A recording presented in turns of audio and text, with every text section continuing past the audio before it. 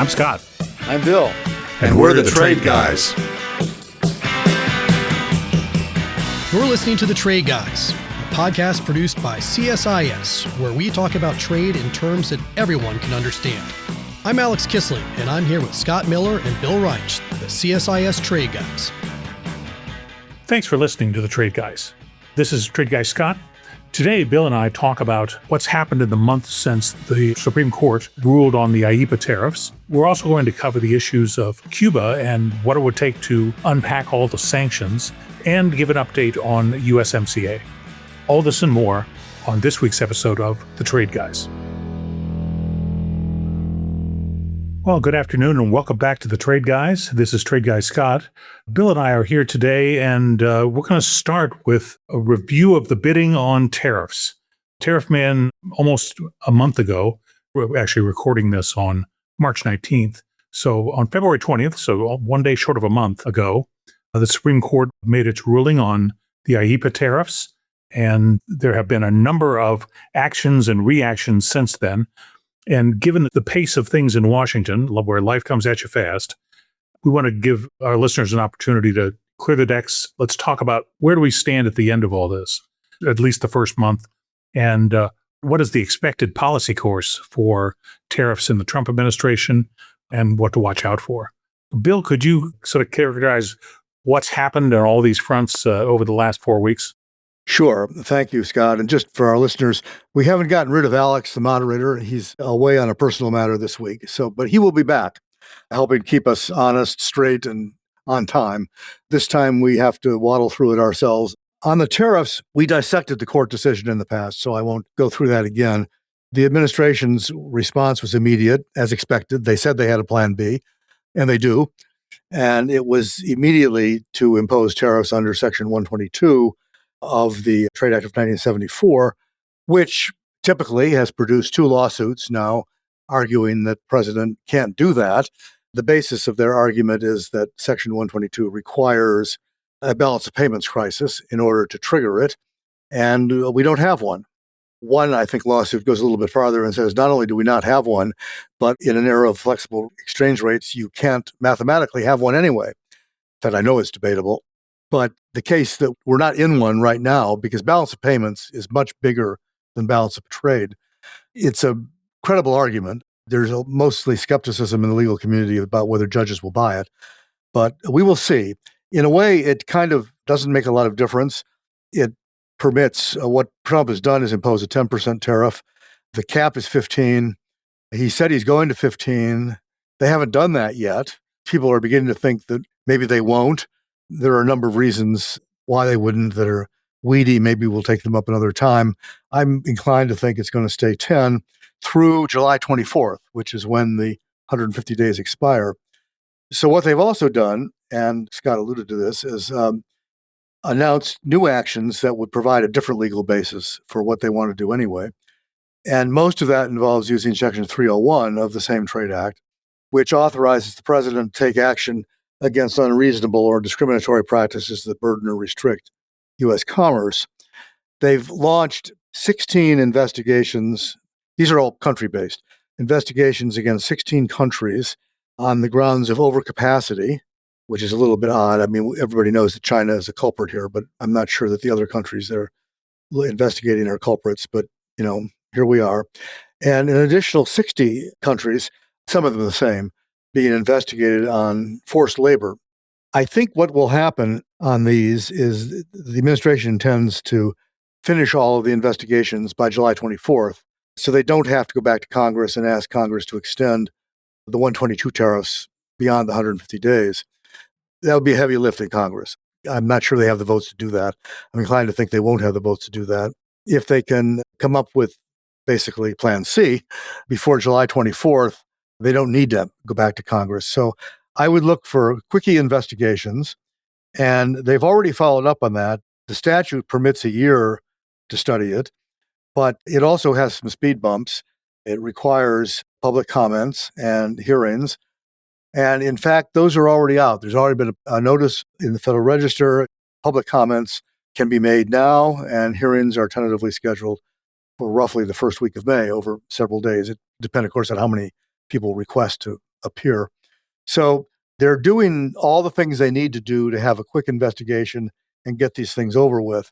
What I think will happen, this is a bold prediction, and listeners know that if we're right, we will flag it shamelessly, for the 3 months coming after July 24th, is that they will use this to basically reinstate the reciprocal trade agreements that they've negotiated with multiple countries already. And if you're reading the papers, well, today, actually, after some back and forth and up and down internally, the Malaysian government now seems to be the first to publicly say they're going to walk away from their agreement, because they consider it void in the wake of the Supreme Court decision. The administration said at the time of the decision that they consider the agreement still in effect. So there was probably going to be a dialogue between the U.S. and Malaysia on this. But I think what the U.S. intent is to conduct these investigations, find everybody guilty of all of the practices, and then say the remedy is the tariff level that we agreed to in the agreement that we negotiated with you last year or earlier this year. And so the idea is you end up with, 19% in Indonesia, 18% in Malaysia, 20% in Vietnam, and so on and so on. It's 10% in the UK. That, of course, is going to force the administration to explain why the same problem, say forced labor, is an 18% problem in Malaysia, a 19% problem in Indonesia, and a 20% problem in Vietnam. If it's the same problem, it's also going to force them to explain why forced labor is a problem in Canada, which I think is going to be difficult to sustain. So more lawsuits coming, but I think that's the plan. And they'll implement it, and we'll see what happens. We'll see if the lawsuits stick. Meanwhile, the conversation turns to refunds. And we touched on refunds last week, I believe, if not the week before. And that's beginning to roll out so far, I think, in a good faith way, for those of you that are in this business. Good faith on the part of CBP, Customs, and on the part of the judge at the Court of International Trade, Judge Eaton, who has all of these cases assigned to him. Right now, there's about 2,000, but since there's roughly 330,000 importers, there'll probably be more. And he's maintained a tight time frame. Customs has responded with a plan to produce basically a computerized refund system by April 20th. That would be 45 days if you count weekends. And they're busy doing that. The judge has been requiring them to make weekly progress reports, and one of which was today. We don't see that, but the last one, I think they said they were about 70% on the way to finishing the model. There are 3 footnotes to this, and then I'll stop babbling. Footnote 1 is that while the Customs Service seems to be proceeding in good faith and very quickly, and the judge is holding their feet to the fire, there appear to be others in the administration who would prefer to slow this down and block it to the extent they can, which would begin by appealing the judge's order. We'll see if they do that, and then we'll see how it turns out. But there is the possibility here of a higher level administration effort to slow roll the whole thing. Assuming they don't, people in the business, they need to do 2 things. First of all, the guy who gets the money back is the importer who paid the tariff in the first place. So if you're upstream or downstream of that person or that entity, you don't get anything in the beginning. You may not ever get anything. So it's the importer who did it, who paid the duty, who gets the money back. In order to get the money back, that importer is going to have to do 2 things. One, he's going to have to file a claim with the data that describes how much he paid and what he paid it on and when he paid it. Importers are going to complain about that because Customs already has all that data. They got all that data when the import came in and the duty was paid. But they're going to make you do it again. The cynic in me suggests that they're making you do it again in the hopes that a lot of people will forget to do it, and the government can save some money by not having to refund everybody's money. So if you want your money back, you're going to have to ask for it, basically. The second thing you're going to have to do, which is also, you're going to have to do it anyway, which is good government, is Customs has gone to all electronic refunds. And they did that outside this particular issue, and they started that on February 5th. So this is not news, but all these refunds are going to be given electronically. They're not going to be sending out checks. In order to get electronic refunds from customs for anything, you have to register, which I gather is not a particularly hard process. Go to the website, go to FAQs, and it'll tell you what to do and do it. Because if you don't do it, there's no way to get your money back. So those are the hurdles. Scott? Fair enough. Well, thank you. That's very comprehensive. I think our listeners will either have appreciated that or have hit the fast forward button. In any case, as I look at this, first, the administration probably used the IEEPA tariffs because they were the simplest, fastest, fewest obstacles to accomplish what the president wanted to accomplish. Once they lost the case and they couldn't use the IEEPA tariffs anymore, the administration basically said, we disagree, but we're going to comply, which is basically what you've heard described here. The next thing they said, I paid very close attention to Treasury Secretary Bessent after the decision was announced by the court. And he made, among other comments, the most important one he made was, this doesn't change our outlook for total revenue from tariffs, which indicates that there was a plan B all along, and the plan B will collect about the same revenue, give or take, as the plan A did. So the method to get there is what Bill described. And once again, the administration is showing its preference for action to solve a problem rather than manage it, and to move as fast as they can when they can move fast. So Section 122, they have 150 days, and they'll probably outrun the courts at this point. 150 days expires on the balance of payments tariffs before there's much more than a preliminary hearing on the merits of a case against that decision. Bill's right. It's tough to say in a world of floating exchange rates that the United States has a balance of payments problem. We do have a chronic current account deficit and driven by trade deficits, 50 years or so worth cumulatively, but that's not the same as a balance of payments deficit. So once again, you don't want to get to the statutory interpretation, and probably they're not going to try for the renewal. It will be my prediction, which I think Bill would agree with. Then the fallback position is they're going to try to solidify as many of these bilaterals as they can. And the tool they're going to use is the next most flexible, least limited trade sanction authority, which is Section 301. That's why they went there. I don't know what their beliefs are about forced labor. Doesn't really matter. What matters is they're looking for a way to act. And Section 301 is, our trading partners have always hated it because it gives the administration such very broad powers in terms of how to characterize unfair practice and what actions to take in the face of unfair practices. So I think that's what we're in for over the next months and weeks. And not much noise about Section 232.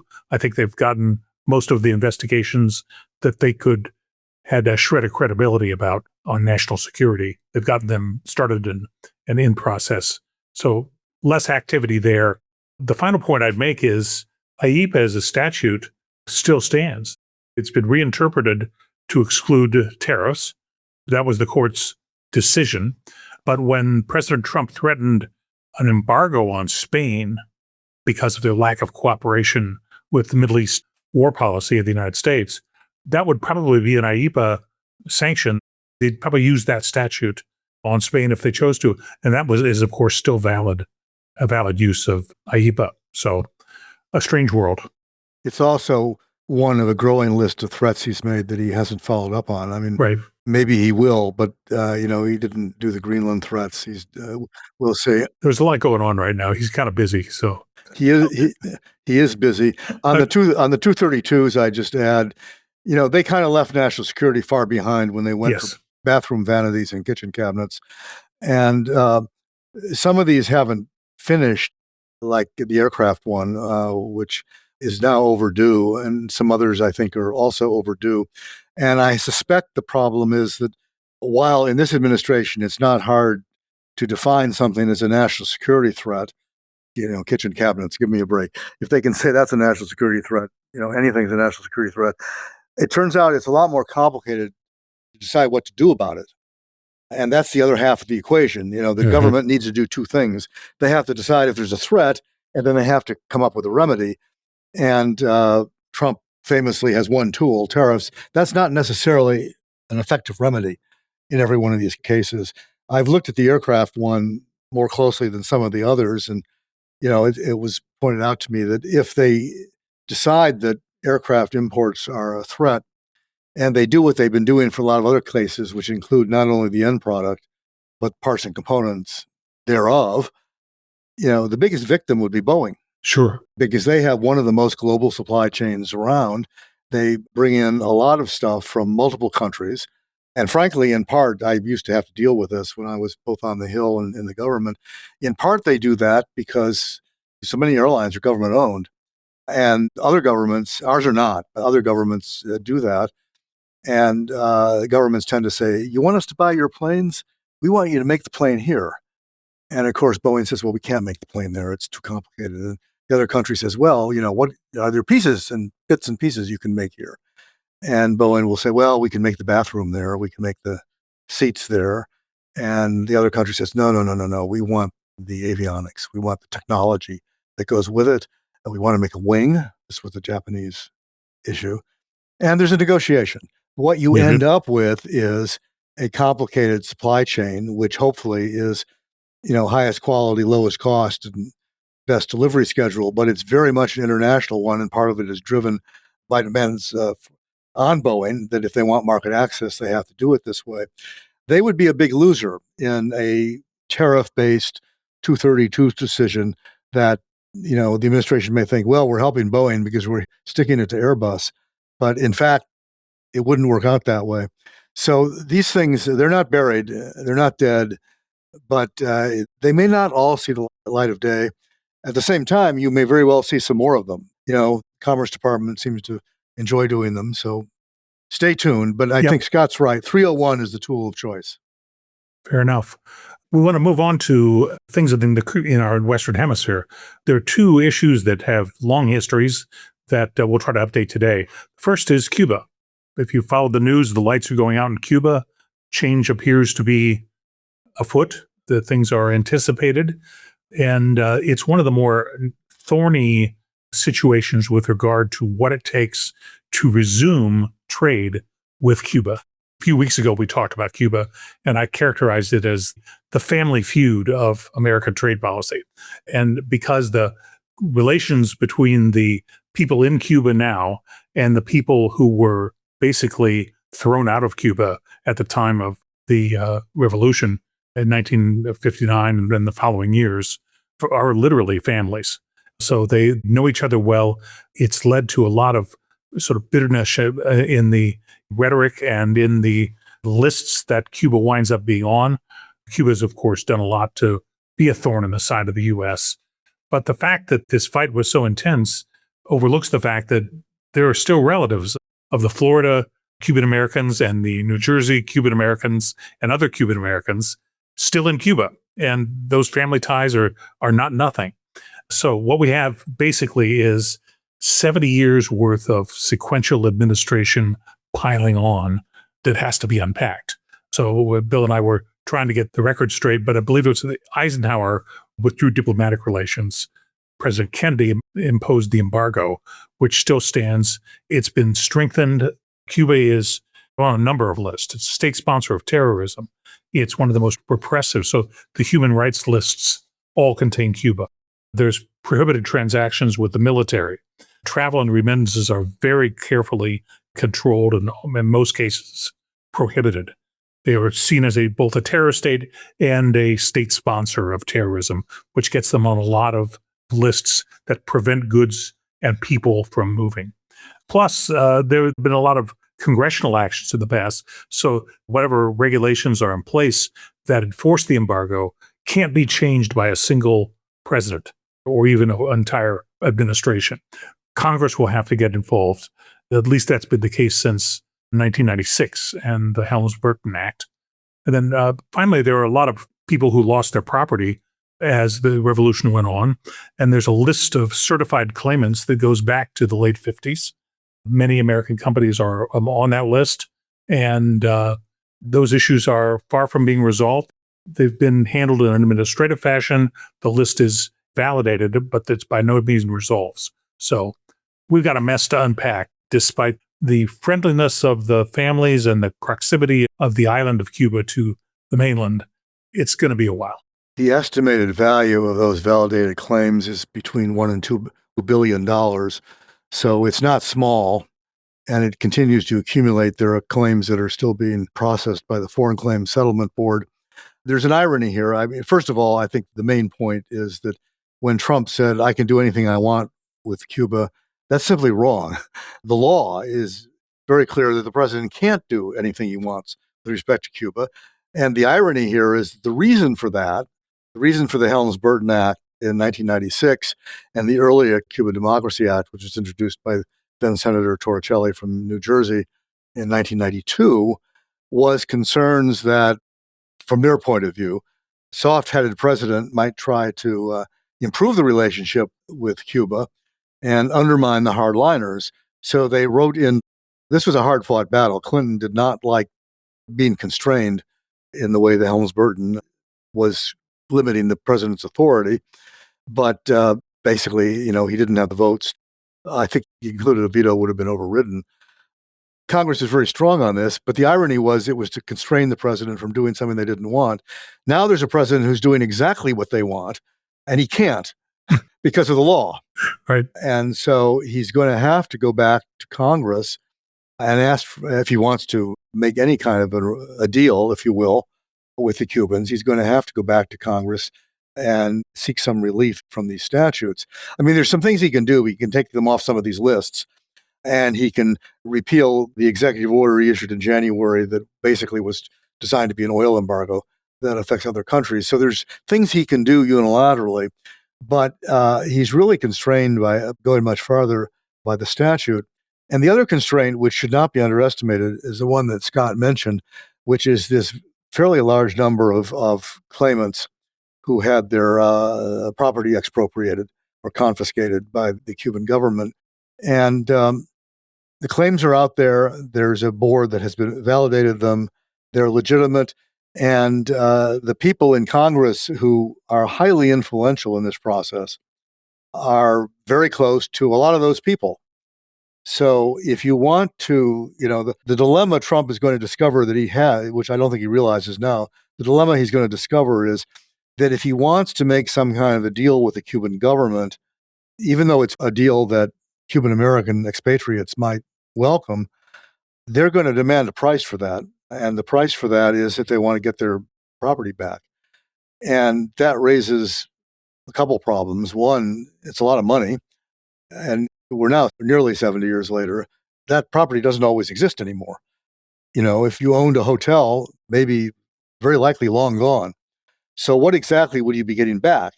The answer usually is compensation. And that's why the Foreign Claims Settlement Board is assessing the value of these various claims, get the money back.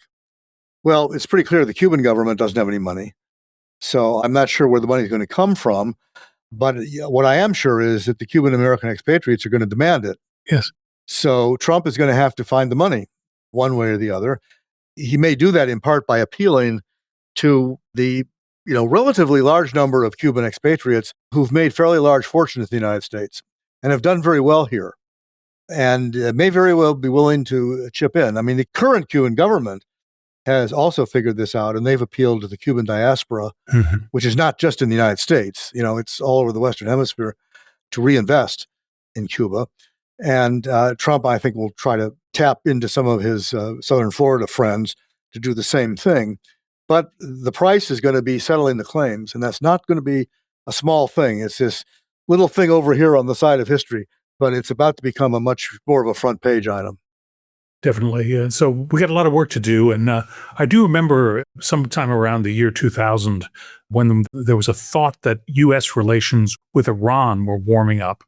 And one of the think tanks, I'm pretty sure it was the Atlantic Council, one of them put together a how-to guide, what it would take to unpack all the sanctions and all the restrictions that the U.S. had placed on Iran, in this case since 1979. And it was not quite as thick as the Manhattan phone booth used to be, but it was several hundred pages of identified statutes or rules or listings and the actions required to unpack it. So it's a lot of work to take these things apart. And a lot of people get involved, and we'll see where it ends. As a final issue, we want to update our listeners on the USMCA talks, which began in Washington this week. Recall that the USMCA has basically a sunset provision. And this is the year of the review that by July 1st of 2026, the three parties need to agree on what USMCA will look like going forward, or it will be set to sunset in another 10 years. Now, USMCA and before it NAFTA were vitally important agreements to production integration in North America, and most of the firms that are engaged in North American marketing, production, manufacturing, however you want to characterize it, rely on the rules of the NAFTA and the USMCA to operate every single day. Very important agreements in terms of global competitiveness of American firms. So this is something that's very important commercially to almost every business who does business outside the United States. Bill, what do you think is the path forward, either a crisis or a renewal? Well, when we talked about it before, what I said was there's going to be a lot of drama. With Trump, there's always drama. I would expect multiple threats to withdraw. Yes. And the current threat, both implicit and explicit, is not to renew it, but to negotiate two separate bilateral deals. Ambassador Greer has made a point that he's proceeding to negotiate with Canada and Mexico separately. This week was Mexico. He met with the Canadian counterpart, I think late February, I believe. I don't think they call that a negotiation, but there was a meeting. He may continue to try to negotiate along two bilateral tracks. The agreement is not set up to do that, in the sense that on July 1, they have to decide what to do with the agreement as is. And my colleague, Diego Marquin Bitar, in the Americas program here at CSIS, did a paper last August that laid out 6 alternative outcomes. And he actually, and I'm helping a little bit, are doing an update to that now, 8 months later, 9 months later. Still the same 6 outcomes, but the odds of the different ones have changed a little bit. I think the 3 that are least likely are just simply renew the thing. That's just not in the cards at all. Second would be that we actually do withdraw and torpedo the whole thing, which I think won't happen, frankly, for political reasons. It's an election year. That would be enormously disruptive to all 3 economies. The president's political advisors are sure to tell him, this is not something you want to do 3 months before an election. That's just 4 months before an election. That just would be, if you're not doomed now, you certainly will be doomed if you do that. So we don't see that happening. And we also don't see a failure of the 10-year ongoing consultation process that ultimately leads to the deal simply giving up the ghost in 2036. What appears most likely right now is, I think, and we're not all on the same page on this, but what I think is extension with amendments, and each of the parties will have demands. Trump will probably have the most, and they'll be extreme, so there'll be drama there. As we all know from the last year, his history is to make extreme demands and then settle for much less. So I wouldn't rule out a semi-happy ending here, in the sense that they negotiate some changes that all 3 countries could actually accept and are not just forced down their throats. The pessimists at CSIS would say, yeah, it's more likely that they're going to get these things forced down their throats, and it may be wise for them not to agree to that. That leads to the other 2 scenarios, one in which they don't agree to renew on July 1, and that kicks the process into this 10-year annual review system, in which every year they have to go through this again. This is the maximum pain scenario. So painful, yes. They have to go through it again and lessen until they agree, or it dies in 2036. The administration may find that attractive because, at a minimum, that gets them past the midterm election. Effectively, if you do this, you kick the can from July 1, 2026 to July 1, 2027. So you have to go through the same exercise again, but you don't do it in an election year. And the administration may decide that Once we get past the election, for better or worse, then I have a lot more flexibility to make more extreme demands. So they may buy into that. It wouldn't surprise me a bit if that's what happens. And the third possibility, which will also be threatened, I think it already has been and will continue to be threatened, is two bilaterals. And it appears that Mexico and Canada don't think that's a good idea. One response, of course, would be they would negotiate one between themselves, too. So it's kind of silly. I think it's a threat, and it's a viable threat. They could do that. I don't think that it certainly wouldn't be as growth promoting and as constructive as renewal would be. And it would not end a lot of the uncertainty that's already being generated over the future. The reality, like it or not, the reality is that because of NAFTA and now USMCA, we have an integrated North American economy. And it's most visible in industries like automobiles, but it's an integrated economy. If you start to take it apart, bad things are going to happen, and it's going to be enormously destructive to all three. And Trump may think, well, it's going to hurt them more than it hurts us. Well, maybe he's right about that, but that doesn't stop the fact that it's going to hurt a lot of Americans, both on border states, but also farther away. So there we are. Scott? That's for certain. And the one thing we didn't talk about in these three issues is it would sure be nice for somebody to wake up the United States Congress and inform them that the Supreme Court thinks they have the power to regulate tariffs. And they actually do have plenary authority in Article 1, Section 8 to conduct international trade. And so we'd like to see them involved. Certainly, they ought to say what IEEPA means and doesn't. They're the ones who wrote it. But also on the other two issues, on Cuba, Congress is a necessary element for any change in the relations between the United States and Cuba. Likewise, the importance of USMCA goes to every single congressional district and every state. So Congress owes itself and it owes its constituents to get up on its hind legs and engage. At the moment, it seems that the Congress has a lot of invertebrates. And I agree with Scott. They have the power. The Constitution gives them the power. The Supreme Court just reaffirmed that.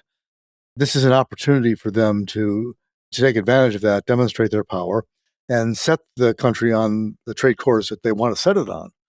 Part of the problem, of course, Scott skipped over, is there's not a lot of agreement amongst themselves. Right. There's not a clear vision about what to do in either party. Right. Republicans, I think, are publicly on board with Trump because they're afraid of him. Privately, they're divided. I think there's a lot of them, particularly representing farm states, that are very uncomfortable with the tariffs. And the Democrats, as I know very well, being one, have been divided on trade since NAFTA. And you continue to see those divisions essentially in the party between the center and the left. And, Biden did his best to paper over those the differences. And he did it basically by not doing anything. If you're not pursuing a trade agreement, then you're not creating division in your party about what should be in the trade agreement. And so he did a pretty good job of that. But the consequence was that he didn't accomplish very much. So, they need to do what Scott said they should do. But, the first step is they kind of have to sort out what they think. And that's going to be complicated. Oh, definitely will be. But until then, President Trump fills the vacuum. And so the vacuums don't go unfilled in Washington. And this is, a repeat lesson in that manner. There's probably a metaphor in there somewhere about all the dust and dirt and grime that the vacuum accumulates and then the emptying process. Yes, that's right. But I'll have to think about that some more to figure out exactly how to play that in the future. Fair enough. Well, in the meantime, thanks for listening. We're glad we had a chance to get all of us onto the same page of all this activity that's going on. Bill, thanks for your time, and we'll see you next week. Thank you.